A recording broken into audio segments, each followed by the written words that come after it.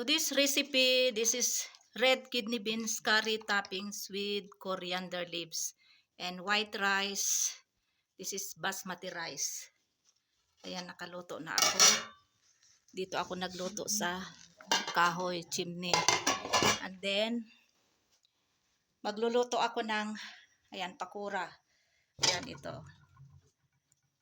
So, nakaluto na din ako ng spaghetti. Ayan, may toppings na grated cheese at saka ito yung parsley o kaya coriander leaves. Nakagawa na din ako ng salad. Ayan. Ayan. Onions, tomatoes at saka parsley, coriander leaves. May bisita kasi si Fatma.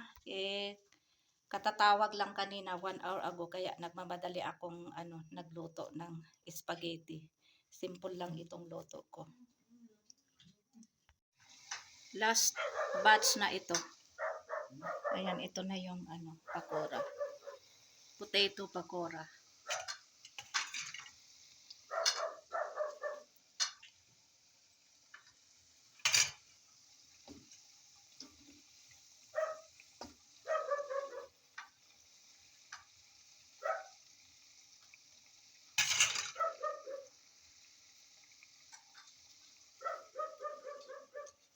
Last batch na ito, konti lang ang ginawa ni Fatma na pakora.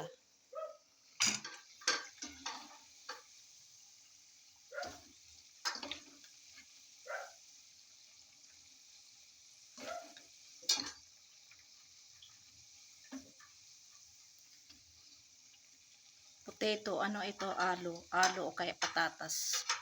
Potato pakora. Tapos nilagyan ng yung basin ba, yung chickpeas powder.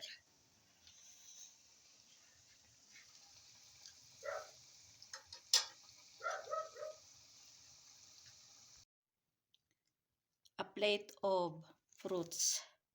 Slices of apples, guavas, bananas, and pomegranate.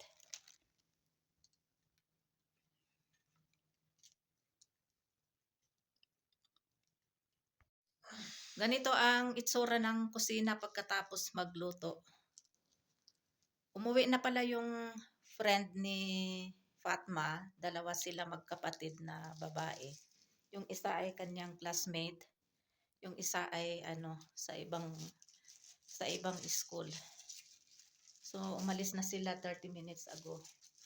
Kaya ganito yung kusina, oh. Marami akong liligpitin at uhugasan pero madali lang ito na na iligpit. Ayan, oh.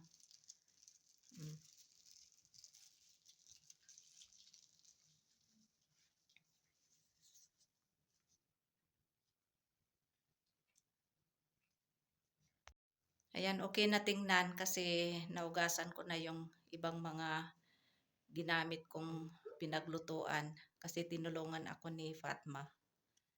Ayan, naayos na.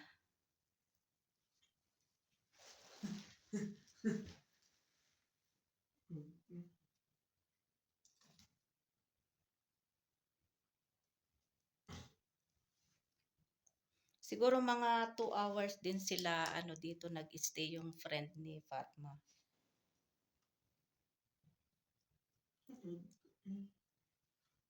Tapos siguro mga 4:30 PM umuwi sila. Kaya nung umuwi sila, saka ko na lang inayos ito. At tinulungan ako ni Fatma na maghugas kasi ang daming kalat eh. Simple lang yung niluto ko, wala ngang chicken kasi madalian yung kanilang pagpunta dito, hindi naman sila nagsabi.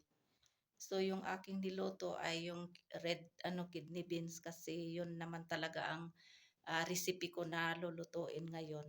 So buti na lang nung tumawag sila na pupunta sila dito, nakaluto na ako ng red kidney beans at saka yung kanin. So bali madali si Fatma na nagprepara ng ano paggawa ng pakora at saka yung spaghetti, yun, madalian din yung aking pagluto. Ano lang naman, malapit lang naman yung bahay nila dito, walking distance. So, alhamdulillah, at least, ano, nakapunta sila dito, nakavisit sila dito yung friend ni Fatma. Yan, first time na gamit ng chopstick. Paano ba? Ah, ano ba? Ganyan? Ay, sos Mariusip. Uff. Ay, nako. Paano ba maggamit nito? Ganyan? O, ganyan. Dalawang kamay.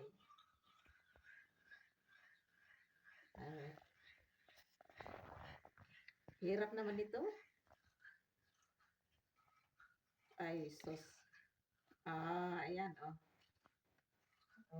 Oh, ayan, oh. Ay, nako, hindi talaga ako marunong ba na maggamit nito.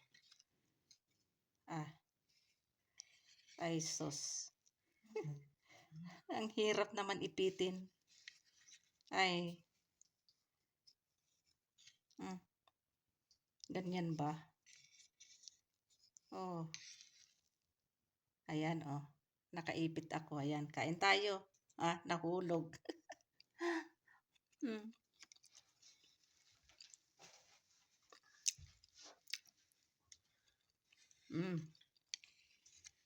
Banat.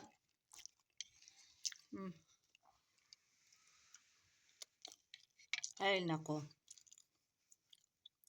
Tinidor na nga lang ang gagamitin. Mas okay pa o kaya kutsara, oh.